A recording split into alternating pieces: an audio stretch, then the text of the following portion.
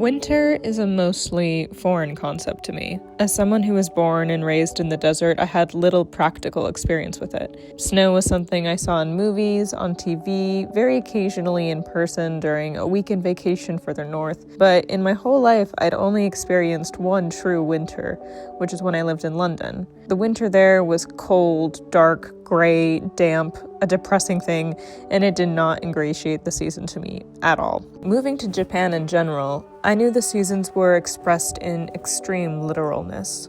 Spring would be the most spring you'd ever see, fall would be the most fall you ever see.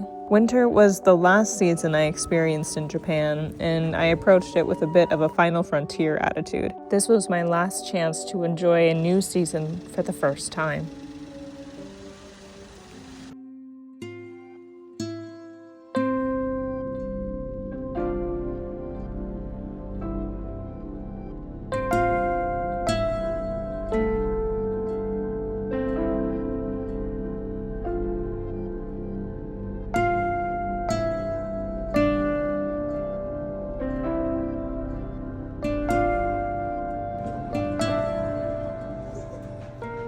Frankly, there's not a season that looks bad on Kyoto.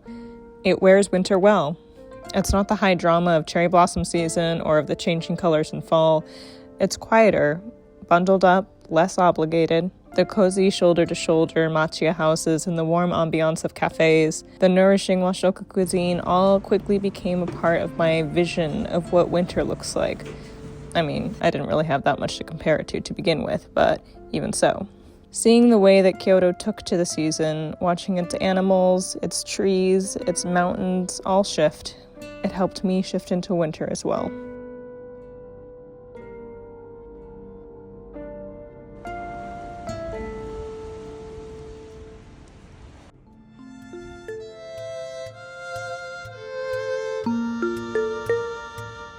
I, with great relief, took to a reclusive lifestyle.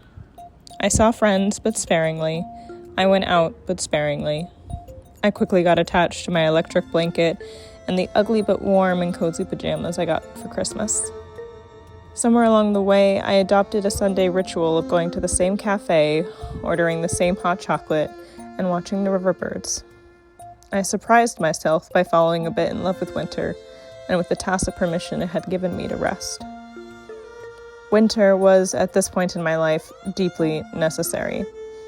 To say I entered winter burned out was an understatement. After everything that comes with moving to another country, I was limping out of fall in more ways than one. And the move to Japan had just been the cherry on top of two of the most intense, demanding years of my life. I needed winter. I needed winter in a metaphorical way, as a period of introspection and withdrawal, of retreat and hibernation. The rest of the natural world knows to conserve its energy during this time, but for the last 2 years, I had been spending it wildly, frenetically.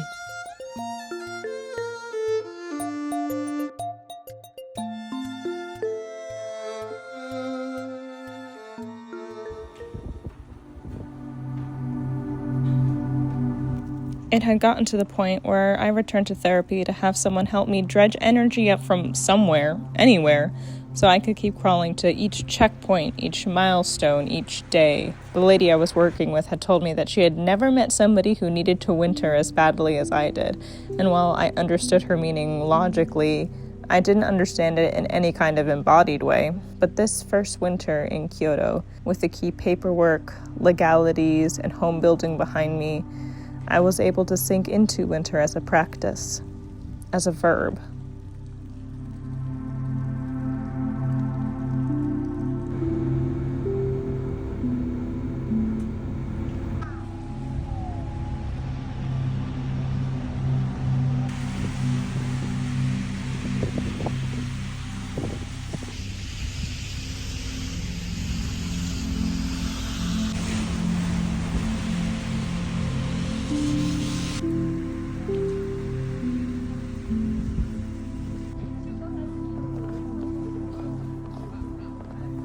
I had been told that snow in Kyoto is rare.